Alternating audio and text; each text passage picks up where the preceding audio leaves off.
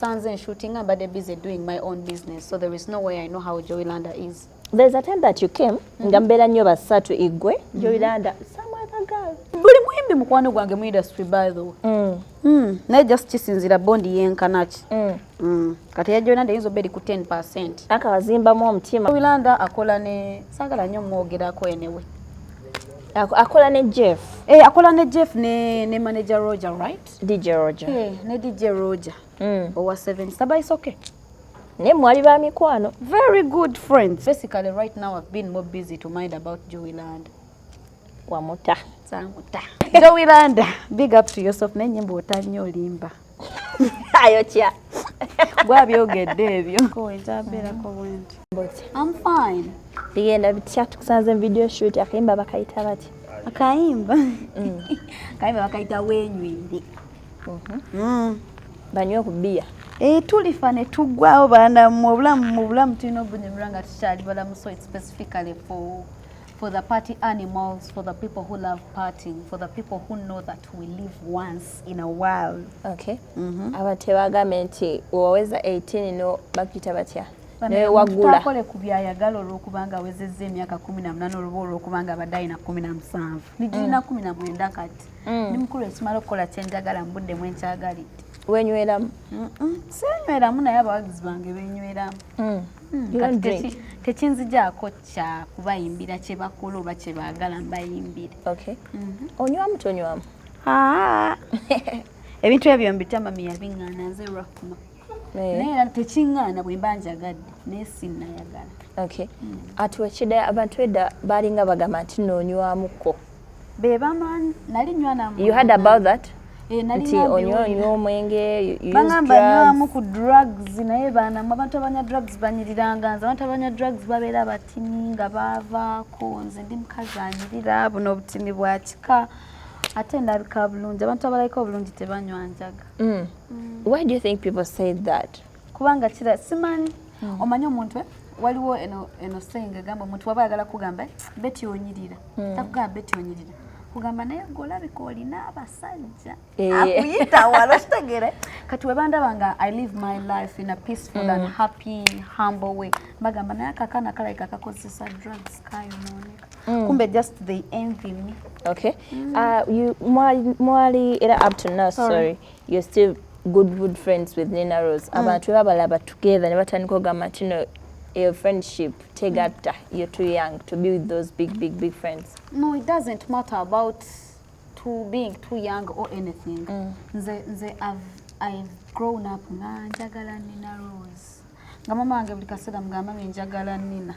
So she once brought Nina Rose on it was my 17th birthday. Yeah. Najja nandabako. So since then I think the bond netandika kwataganamu, and then when I joined music professionally, we found each other like this. So batuli bato batuli bakulu, there is nothing you can do. We love ourselves. Is she a role model? No, she's just someone I love so much. Lwaki okola nnyo ebintu ebifanagana n'ebibye? Timanyi just mwagala nnyo kati nesanga nengamba Nina wakoze akakantu just no tatu yaffe yoka yefaanagana ate no tatu nagikuba era inspiration najijja kuyenga mwagala nnyo nga mpina njagala nkole ekintu ekifaanagana ekyo kyakola. So I decided to go with this tattoo, but otherwise all my other tattoos are not like for Nina Rose. Okay. But I love her personally. Okay. Wekubako tattoo y'ekifaananyi ekyo? Wakijjawo ekyo? Because I feel like I'm the most beautiful girl in the world. So I feel like I should carry in my the business face. All? No, in the world. So I feel like I should carry my face everywhere. Okay. Tutega ku billboard. It's okay. Mwenteke buli wamuze neteka wano ku mukono mso kunteka we mwagale wala. Okay. Is it over the weekend this very week bakulako ne Bad Black? What was the meeting all about? Twali ngawe mna meeting somewhere for lunch. So eventually we meet at Mystic Cafe. Okay. Netuliamu ku lunch awo netunyumyamu netukubayo ka selfie nenka postinga. Was it a coincidence or a planned one? I think it was a coincidence because yaliwo nange nenzija so netubisanga because we are all in the limelight. Why not? Twabalabye munyumyamu abantu bagamba biki byasenzo okugamba kutidde biki oba yadda kuyigizanga gye babbamu ssente.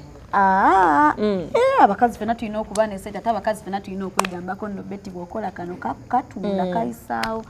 So eventually she tells me I should give a lot of attention to my social media accounts. New music, she loves my voice, so she misses me singing, and I promise her before the month ends I definitely will release a song. Awulire ku ddoboozi lyange neera. So it was basically about music and my social life. Okay, yagamba naye yayimbako. Mandigad. Yayimbawo. Yayimba Mandigad nakakayimba tekali. Nakuli okusomozebwa kwe yayitamu. Sorry. Kamala kuzaka kamakantu. Yayimba Mandigad. Nakuli challenges yayitamu. Teyangamba nnyo challenges yali yayitamu naye yangamba tajja kusonyiwa yawandiika lwinyi. Bad Black nagamba yawandiika Mandigad yakola. Tali musonyiwa. Lwaki? Simanyi nanga naye yagamba tali musonyiwa. Yali ayagala kuyingira music industry but circumstances come in omuntu ekintu n'akireka oba n'agenda nakyo mu maaso kati ye yakita. Bamuwandiikira bubi.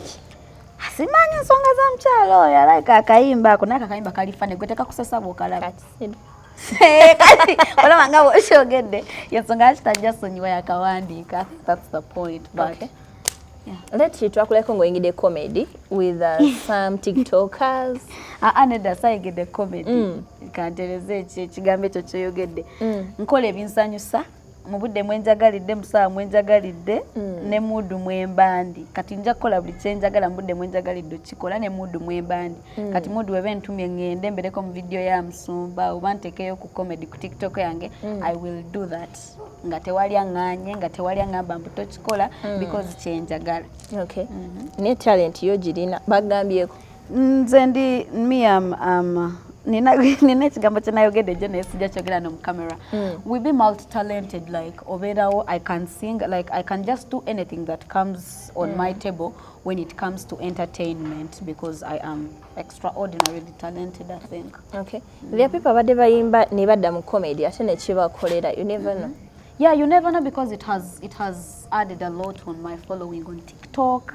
It has captured a lot of attention on my TikTok account, and I love the fact that these people were family. They come through for me. It's not only going to stop on TikTok and comedy with me with playing, but it's gonna come along with my music journey and career.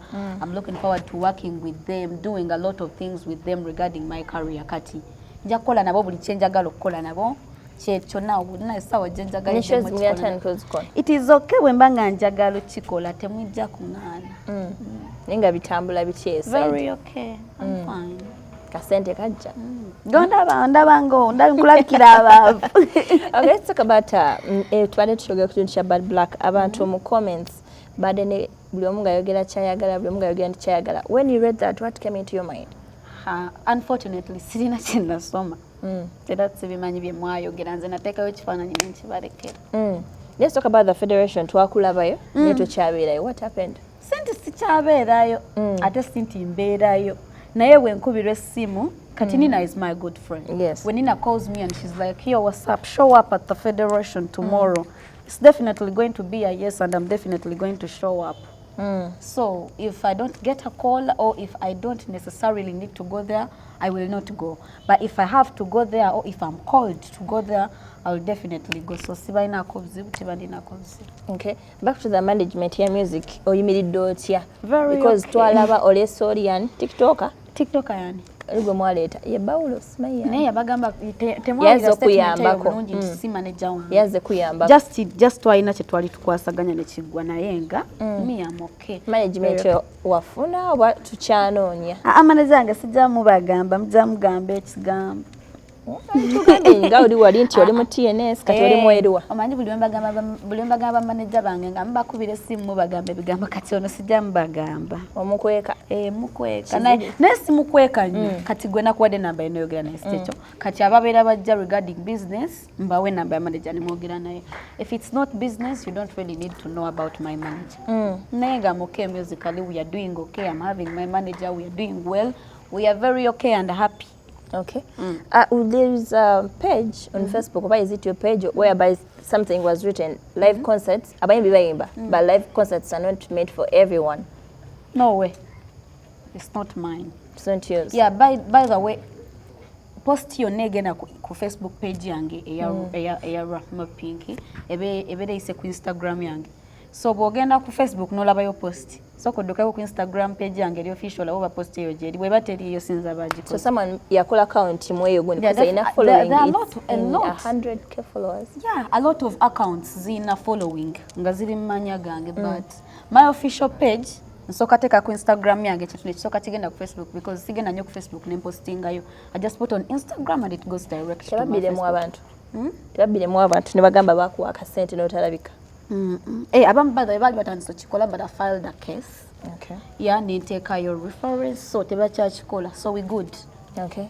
Abana ataddeyo concert si tukulindewa oyinza okugamba ngenda Namboli. Concert Concerts ingano ga Rahma Pinky busy akoze concert live in concert. Nga siriyo nga yo it's your show. I think for tujile to time. We need to do a lot.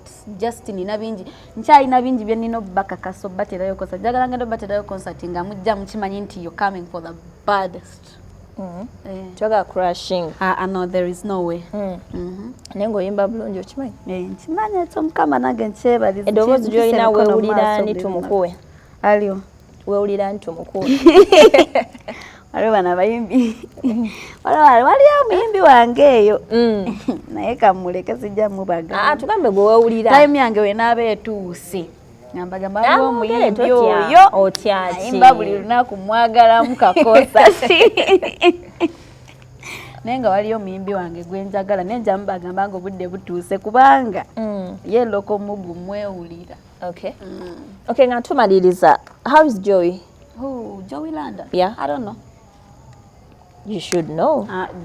Should I? You have to. No way. Jowy Landa was your good friend. She is.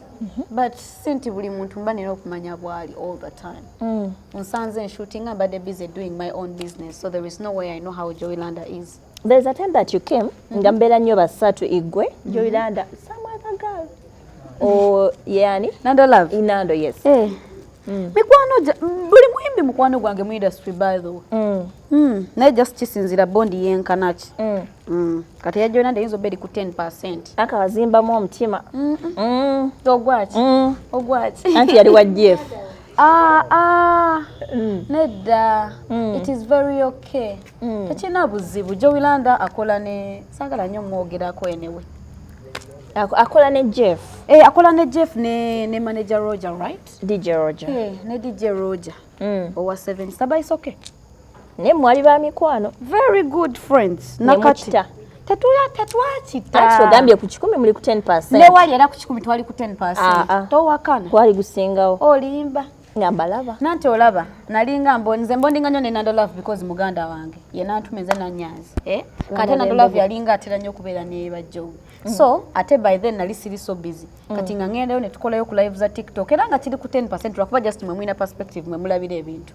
Naye era kati when becoming more busier nga mbeera ku byange nga nkola ebinkwatako. So basically right now I've been more busy to mind about Jowy Landa. Wamuta. Samuta. Mutumireko tumalirize. Jowy Landa, big up to yourself n'ennyimba otannyo olimba. Ayo kya. Gwa byogedde ebyo. Balijjako.